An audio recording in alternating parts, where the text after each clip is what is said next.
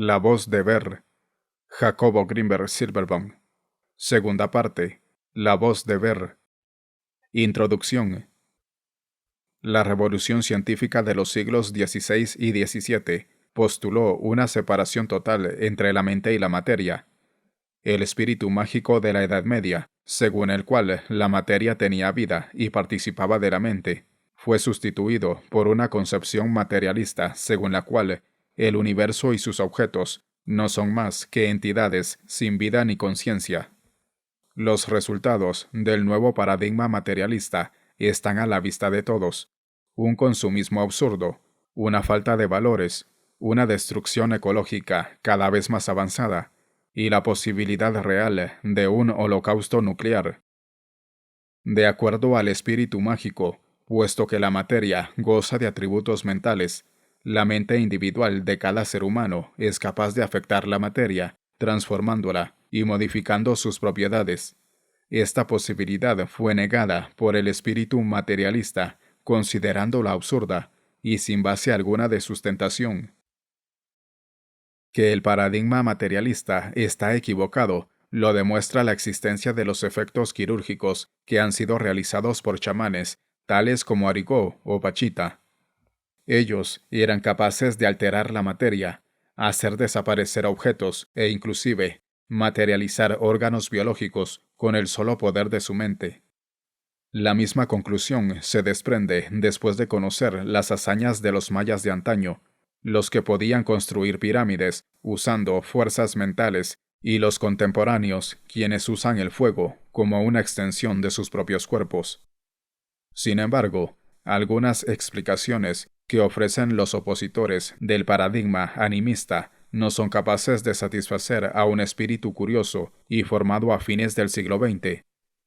No son espíritus externos o individualizados los responsables de las hazañas chamánicas, como algunos espiritualistas se atreven a afirmar, pero tampoco es obra del azar o pura charlatanería el poder chamánico, como afirma la postura materialista.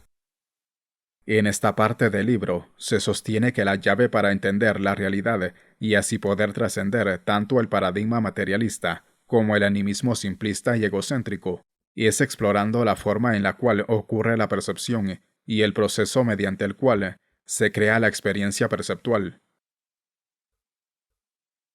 Capítulo 5. La voz del ver. Conciencia de unidad. El campo neuronal es un medio de unificación. La actividad discreta de todos los elementos neuronales en el cerebro y sus interacciones se unifican en la dimensión energética del campo neuronal. El campo neuronal es también un mecanismo capaz de establecer conexiones directas entre el cerebro y el espacio, la materia y el campo cuántico. Este mecanismo de unificación sirve más adecuadamente su función si es irradiado a partir de un cerebro en un estado de alta coherencia interna. De hecho, ambos estados de alta coherencia interhemisférica y la irradiación de campos neuronales de alta sinergia son los correlativos cerebrales de la conciencia de unidad. En la conciencia de unidad, los objetos, la gente y cualquier otro elemento del mundo son vistos como manifestaciones del mismo ser. En la conciencia de unidad, una ausencia de la diferencia entre objeto y sujeto es experimentada. El ser es el procesador central, el ser es la realidad, incluyendo cerebros y campos neuronales, son sus manifestaciones. Es posible postular que, en esencia, el primer dato es la conciencia y no la materia. Y en otras palabras, lo que existe como realidad última y primera es la conciencia, y el mundo físico que observamos es más un producto de la conciencia que su antecedente.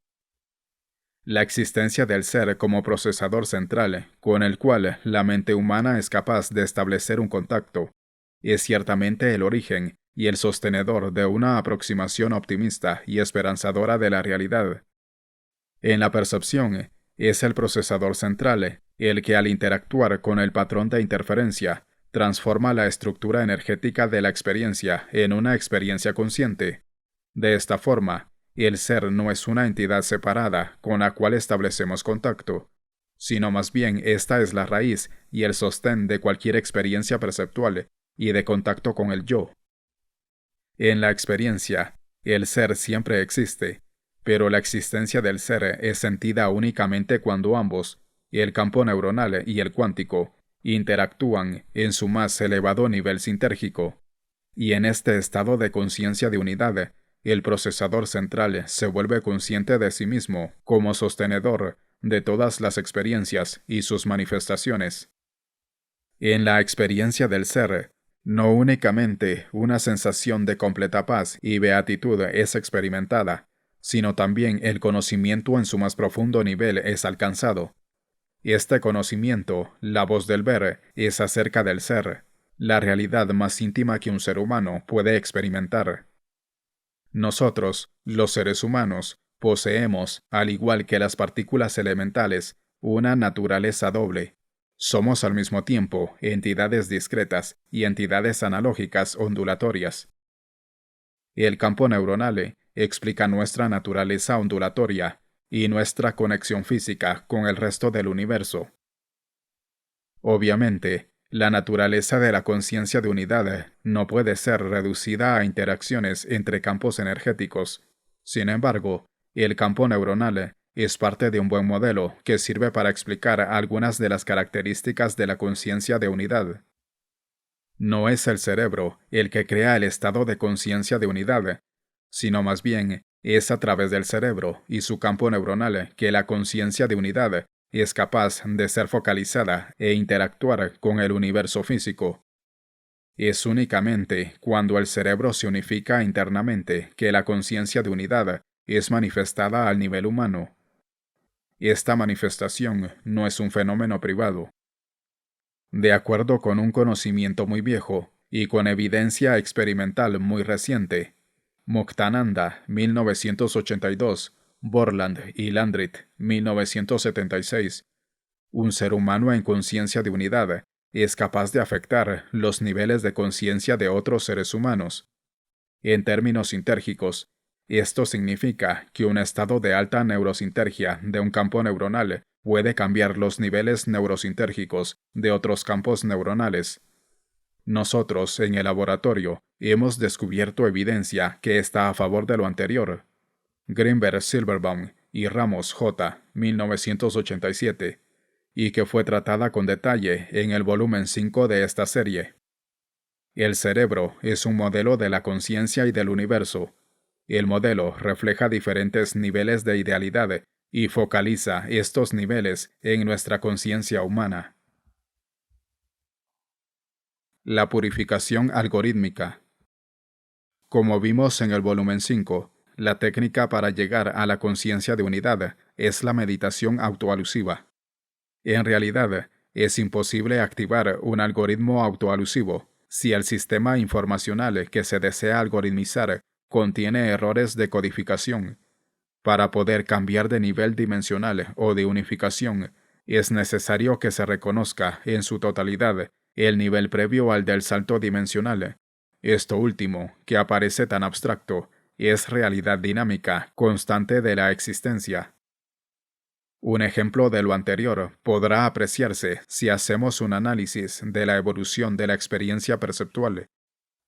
Este análisis nos enseña a comprender cómo un nivel de la realidad es un modelo de los restantes niveles.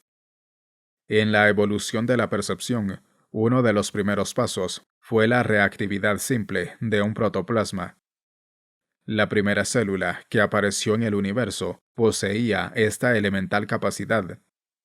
El nivel de experiencia asociado a tal reactividad química elemental es inimaginable.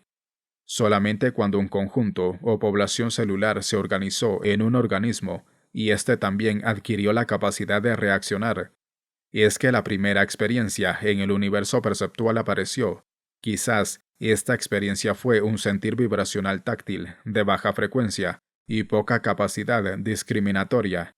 De hecho, si la hipótesis sintérgica es correcta, el primer organismo que experimentó fue capaz de crear un campo energético elemental que al interactuar con un nivel correspondiente de la látiz penetró en la realidad preexistente del primer orbital de la conciencia. la naturaleza tuvo que crear innumerables organizaciones celulares y recorrer millones de disposiciones energéticas hasta que logró activar un campo, que a su vez logró interactuar con el segundo orbital y así dio lugar a una diferente cualidad de la experiencia perceptual. Para pasar del primero al segundo orbital, el primero tuvo que ser recorrido en su totalidad. Además, se tuvo que activar el algoritmo, que representó al primer orbital en su totalidad antes de poder internarse en el segundo. La misma dinámica tuvo que recorrerse para pasar al tercer orbital. Si cada orbital está asociado con una distinta cualidad de la experiencia, la hipótesis anterior podría explicar cómo, a través de la evolución, los seres vivos fueron capaces de sentir táctilmente, después oír y por último ver imágenes.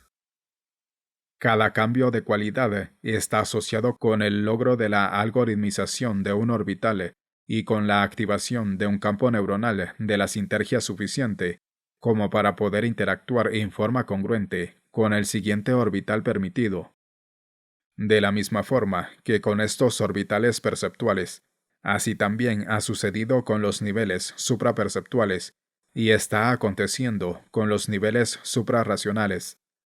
A partir del momento en que se logra recorrer un orbital, este comienza a formar parte del repertorio de todas las especies, de la cual uno de sus miembros logró algoritmizar. Una hipótesis interesante es la que podría considerar que cada nuevo orbital que se algoritmiza se transforma en cualidad perceptual novedosa. Así, la especie humana está a punto de terminar de recorrer el orbital visual y está transformando los orbitales supraperceptuales y suprarracionales en cualidades perceptuales nuevas. El nacimiento de la experiencia intuitiva podría estar basado en lo anterior. La purificación algorítmica es una dinámica permanente. De vez en cuando, el sistema tiene que revisar sus árboles de convergencia, el conjunto de los circuitos neuronales de convergencia e inclusión, y sus niveles de algoritmización para poder seguir desarrollándose. Las crisis existenciales parecerían asociarse con este proceso de purificación. La experiencia del ser y sus correlativos. La voz del ver es la conciencia que acompaña los procesos de algoritmización. Para que la voz del ver se active, es necesario primero establecer un contacto con el ser. El contacto con el ser y la experiencia del yo puro son niveles más inclusivos que la voz del ver. Por ello, para que esta última se estimule, es indispensable lograr un contacto con un algoritmo más estable, el que se convierte en punto de referencia. Esto es así porque solamente desde el último nivel de inclusión se puede hacer conciencia del significado de los niveles previos.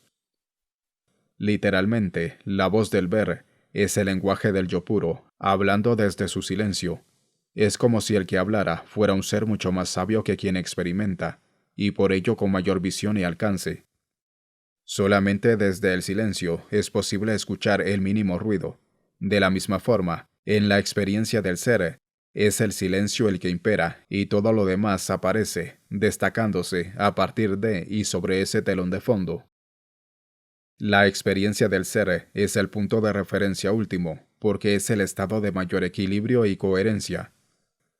Los correlativos de la experiencia del ser son los estados de máxima coherencia cerebral, porque solamente a partir de ellos es que se producen los campos neuronales con la suficiente sinergia como para poder desencadenar un patrón de interferencia libre de impurezas en el último orbital de la conciencia. Puesto que el extremo de mayor sinergia del campo cuántico es aquel en que la coherencia es total, solamente un campo neuronal homólogo, es decir, de máxima coherencia, es capaz de interactuar satisfactoriamente con un campo cuántico totalmente coherente. En realidad, la experiencia del ser no requiere, estrictamente hablando, ni de campo cuántico ni de neuronal, y el desencadenamiento de un patrón de interferencia es solamente un modelo correlativo de su aparición. Esto es así, porque en la experiencia del ser lo que se refleja no es un particular proceso energético, sino la presencia misma del observador, y éste no requiere de ningún sustrato energético para aparecer. El ser trasciende el universo de la energía. Quizás una mejor imagen explicativa para la experiencia del ser sea la de una apertura total del factor de direccionalidad, de tal forma que éste ya no se enfoca en un patrón de interferencia particular, sino en todos simultáneamente y sobre todo en su origen mismo. Quien decide la particular localización del factor de direccionalidad es el ser u observador o yo puro. La experiencia del ser es una autoalusión del propio factor de direccionalidad. Por ello, en la técnica de meditación autoalusiva está el secreto para llegar al ser con un añadido, el de la observación simultánea del máximo número posible de experiencias. El ser no es la totalidad de la suma de experiencias posibles, sino que las trasciende. Sin embargo, uno de los correlativos y el medio más adecuado para lograr la experiencia del ser es acercarse a la totalidad. El incremento en la capacidad de inclusión algorítmica equivale a una apertura del factor de direccionalidad o a una simultánea autoalusión, por lo que el correlativo más cercano a la experiencia del ser está contenido en el proceso de algoritmización inclusiva. La voz del ver. En la sección anterior, dije que la voz del ver es la conciencia que acompaña a los procesos de algoritmización. La voz del ver proviene del observador, ya que éste permanece siempre más allá del propio procesamiento. El observador siempre se encuentra presente, sin identificarse con alguno de sus contenidos. La voz del ver es un metaprocesamiento paralelo al de inclusión algorítmica. La voz del ver es capaz de decir lo anterior, porque decanta el algoritmo del proceso. La voz del ver aparece cuando, al autoaludir el proceso, el ser se vuelve consciente de las operaciones de su misma estructura interactuante.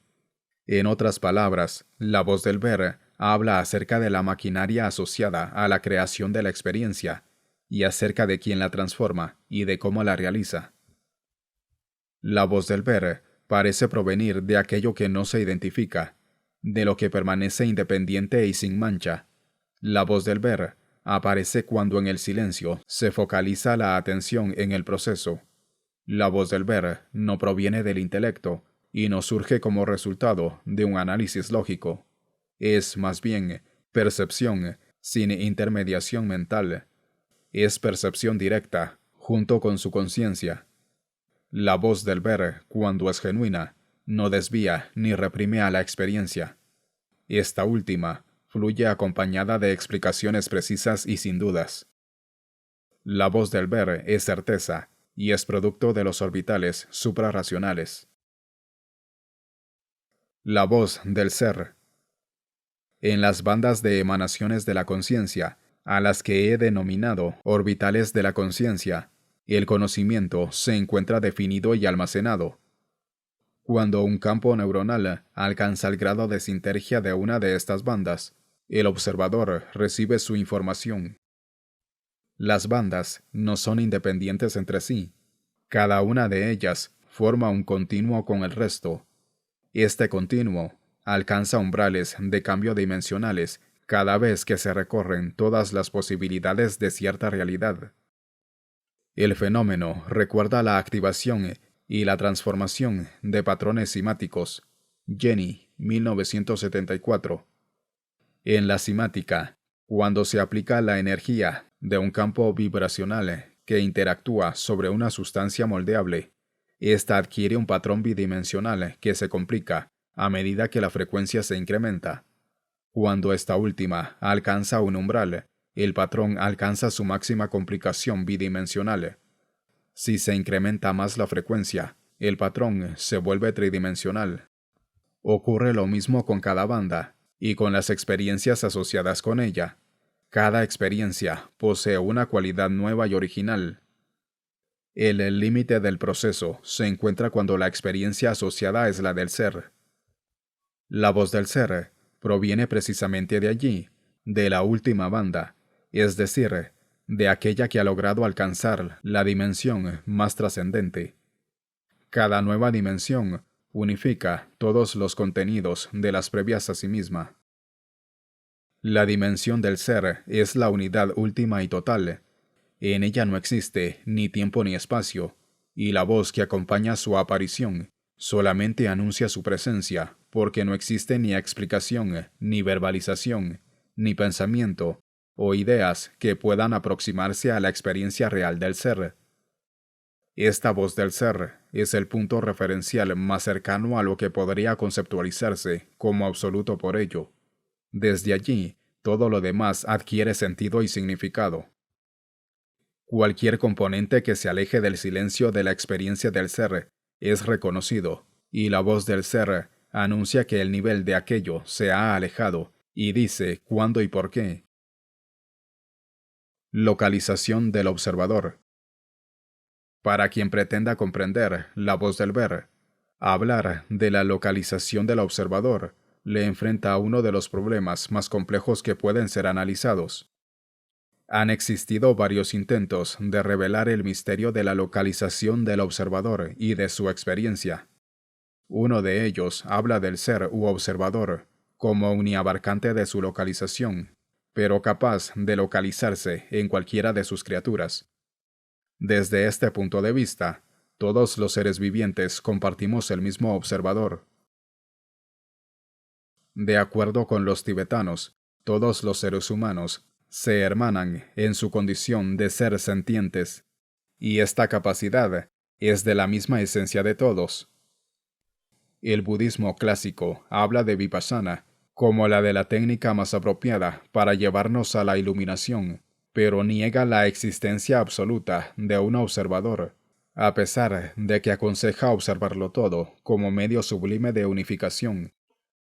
Como veremos más adelante con detalle, en el linaje de Don Juan Matus de Sonora, se habla acerca de cambios de realidad dadas por la localización de un modulador llamado punto de encaje. Cada realidad aparece cuando el punto de encaje logra ensamblar o alinear bandas específicas de dos sistemas de emanaciones conscientes, las emanaciones internas y las externas. El punto de encaje modifica su posición impulsado por el intento, y este implica a alguien que lo ejerce.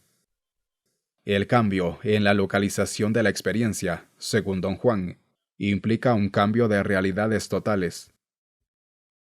La teoría sintérgica también ha intentado explicar el observador y su experiencia, pero basándose en hipótesis fisiológicas.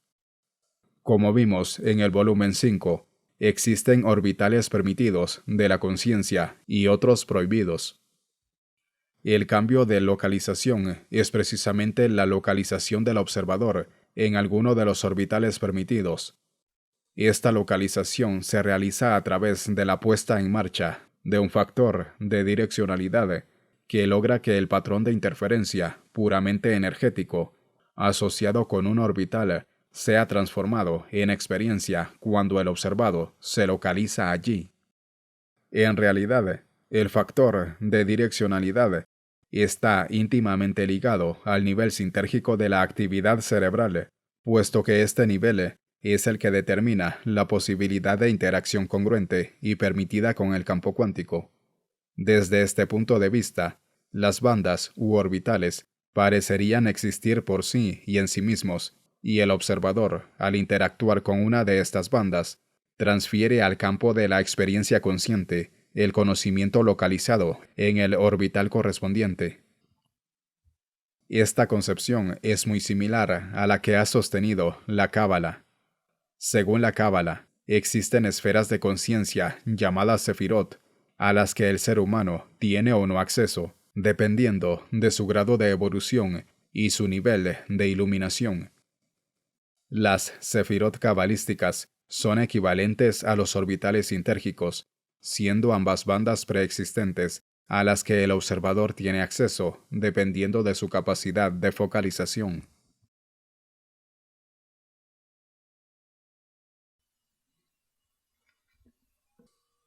Las funciones de unificación.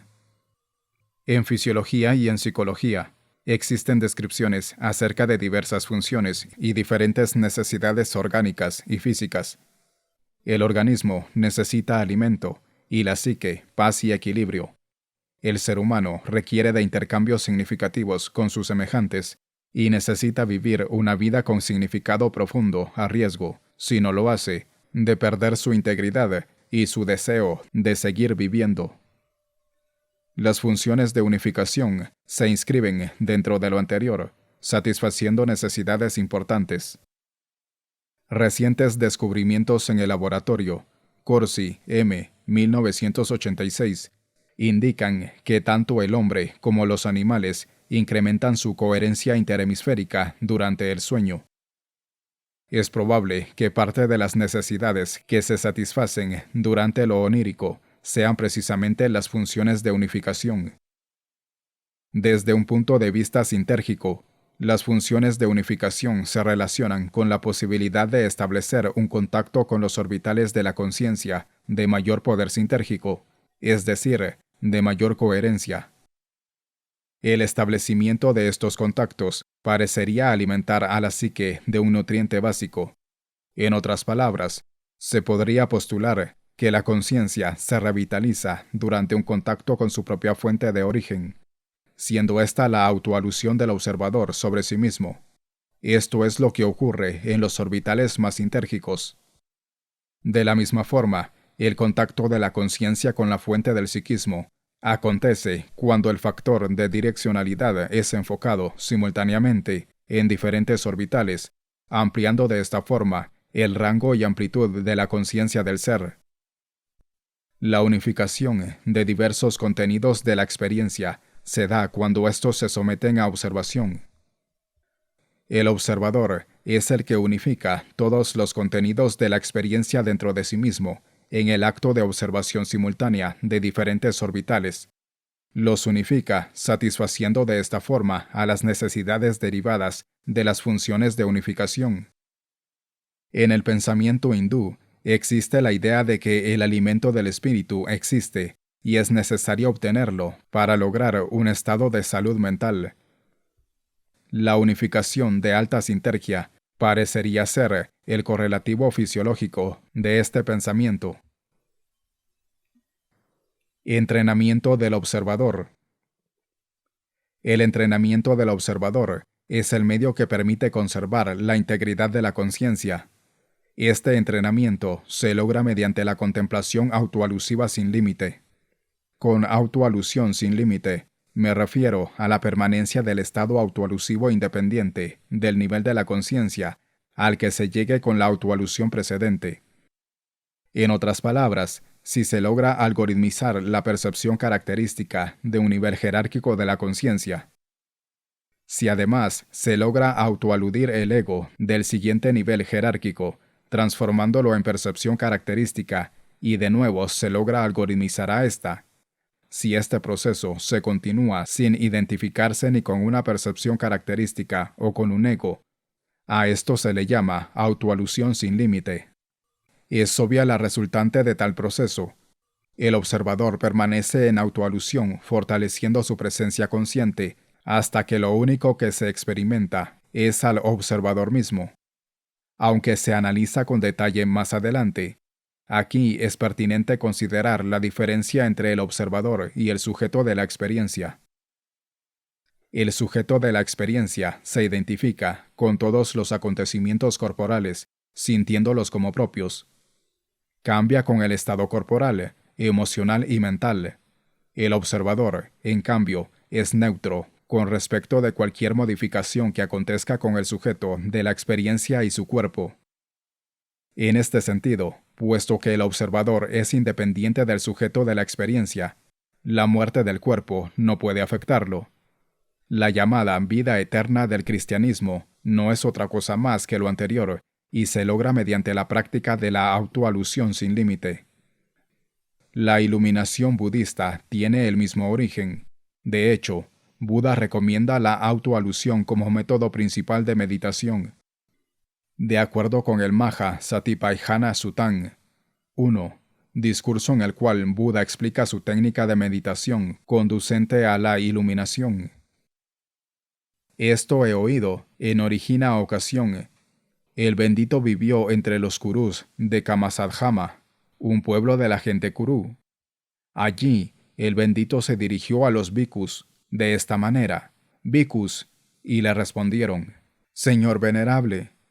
El bendito habló como sigue: Esta es la única forma, bhikkhus, para la purificación de seres, para ir más allá de la pena y de la lamentación, para extinguir el sufrimiento y el dolor, para caminar sobre la senda de la verdad, para la realización de nirvana, es decir, el establecimiento cuádruple del darse cuenta. ¿Cuáles cuatro? Aquí, oh bhikkhus, un bhikkhu mora fervoso, con pleno entendimiento y conciencia correcta, observando el cuerpo en el cuerpo mismo, habiendo eliminado el deseo y la aversión hacia este mundo de mente y materia. Mora fervoroso, con pleno entendimiento y conciencia correcta, observando el sentimiento en el sentimiento mismo, habiendo eliminado el deseo y la aversión hacia este mundo de mente y materia. Mora fervoroso, con pleno entendimiento y conciencia correcta, observando Dhamma en el Dhamma mismo, habiendo eliminado el deseo y la aversión hacia este mundo de mente y materia. Buda, fecha desconocida. Maha Satipatthana Suttan quiere decir el establecimiento del darse. La individualidad. La decodificación de un algoritmo solamente es posible cuando la información que se desea algoritmizar no sobrepasa un umbral de complejidad, siendo el campo neuronal una disposición energética tridimensional que contiene, como particulares arreglos y distorsiones de la red del espacio, toda la información del cerebro. Su reducción algorítmica también tiene un límite. Las configuraciones del campo neuronal asociadas con nuestras imágenes sensoriales y en general con nuestros perceptos son reducibles a algoritmos y verbalizaciones. Más allá de nuestro funcionamiento puramente perceptual, la complejidad del campo neuronal sobrepasa el mecanismo de decodificación por algoritmización. El sistema, entonces, utiliza otro mecanismo de decodificación. Este mecanismo podría denominarse de complementariedad. En este, el campo neuronal embona y se acopla en la red del espacio, y en esta interacción congruente se da la decodificación. Este acoplamiento congruente solamente acontece en ciertos niveles de interacción. Estos orbitales de la conciencia, cuando se activan, hacen penetrar al sujeto de la experiencia a una realidad específica.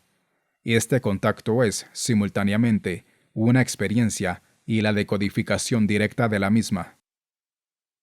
La voz del ver está basada en esta decodificación por complementariedad. Las experiencias perceptuales tienen poco de individualidad, son comunes, compartidas y reducibles a algoritmos. En cambio, las experiencias transperceptuales, irreductibles a algoritmos, empiezan a ser una manifestación del proceso de individualización.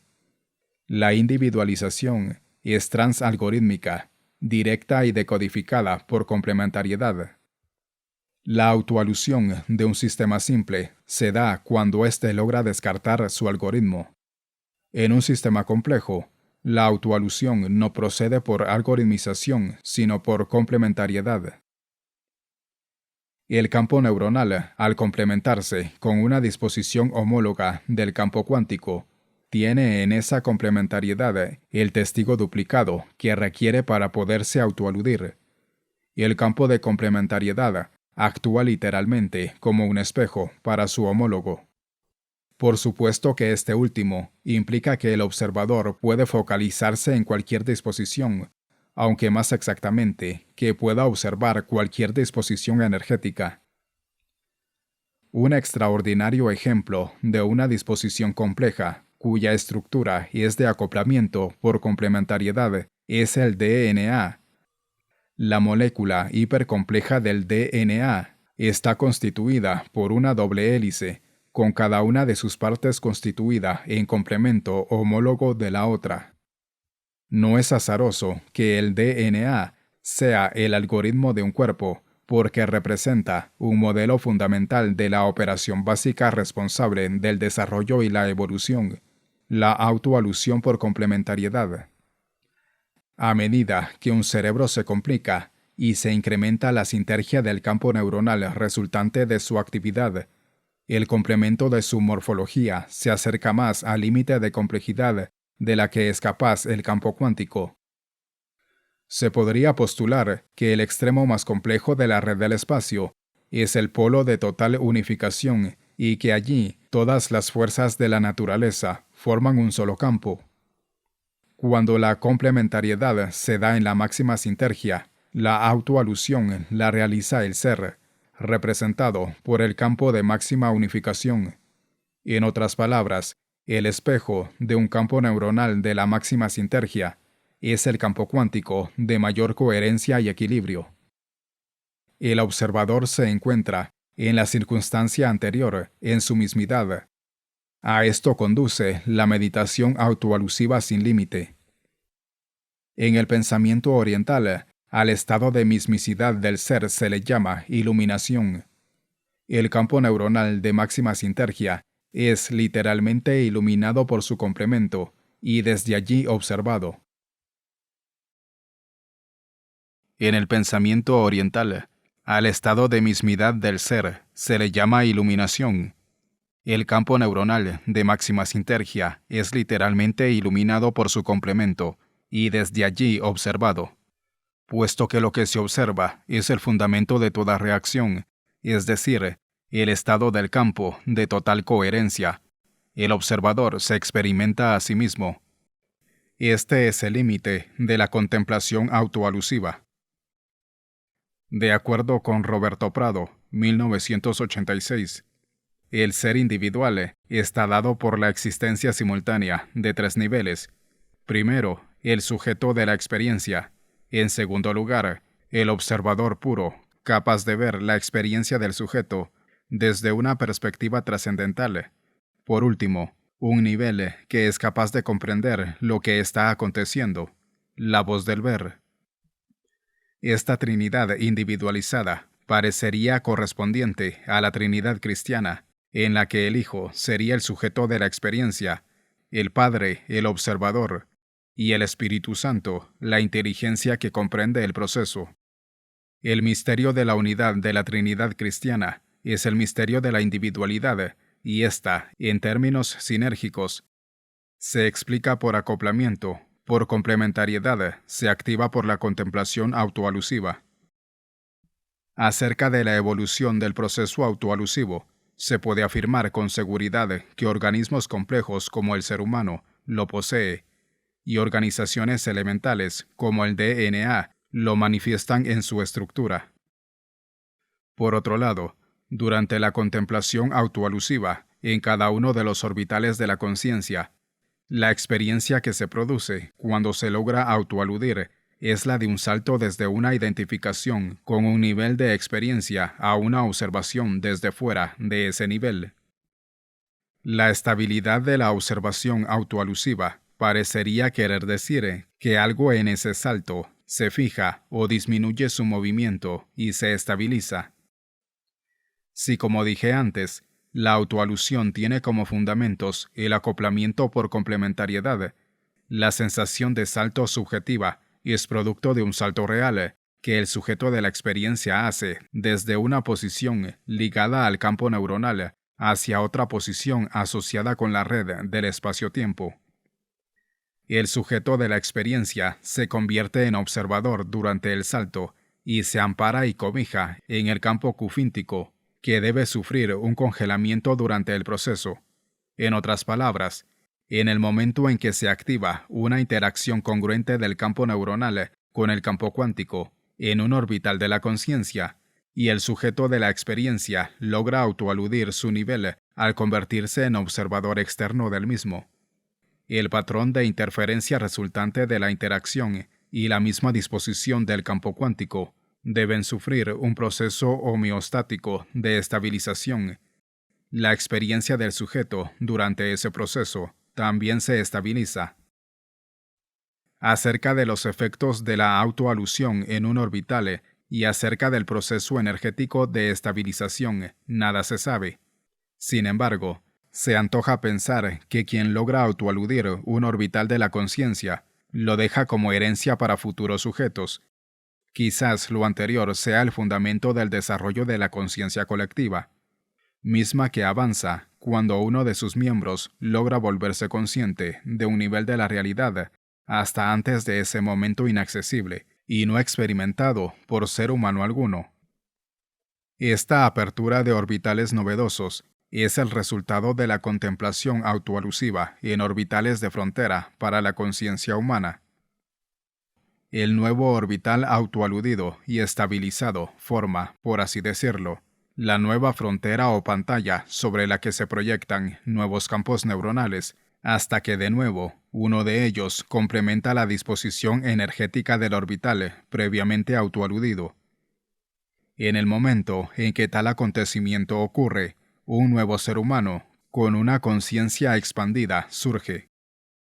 Los orbitales de la conciencia se encuentran allí esperando que algún campo neuronal los complemente, acoplándose a su morfología. Puesto que en la historia de la humanidad han existido seres cuya capacidad de conciencia ha sido grande, podemos confiar en la existencia de una gran cantidad de orbitales de la conciencia en espera de ser redescubiertos. Este es el fundamento de la fe verdadera. Ahora bien, aunque toda la descripción precedente sugiere que los procesos de decodificación por algoritmización y acoplamiento por complementariedad son utilizados en forma independiente y no simultánea, la verdad es que ambos acontecen juntos en todo proceso, aunque en forma diferencial.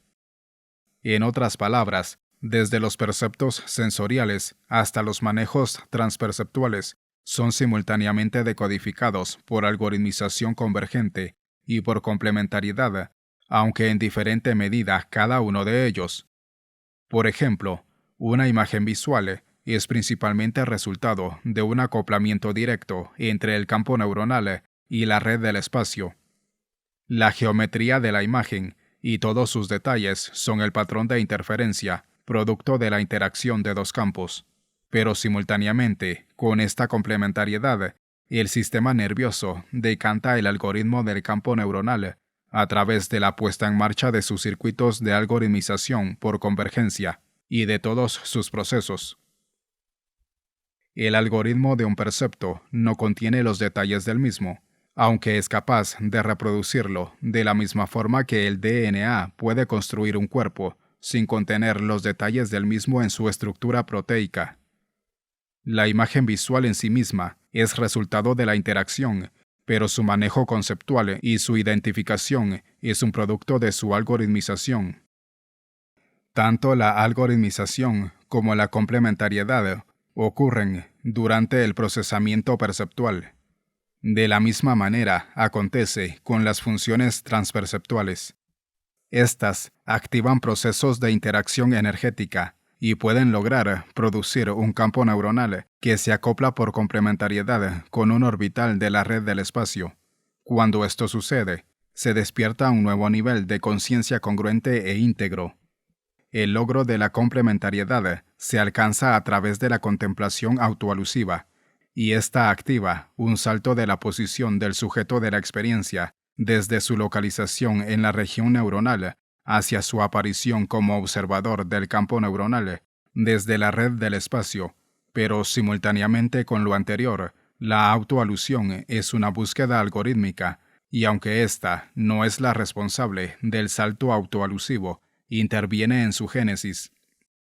En cierto sentido, sería posible conjeturar que los acoplamientos por complementariedad facultan al sistema para encontrar y ser partícipe de nuevos niveles de conciencia, primariamente representados en forma energética en los orbitales de la red.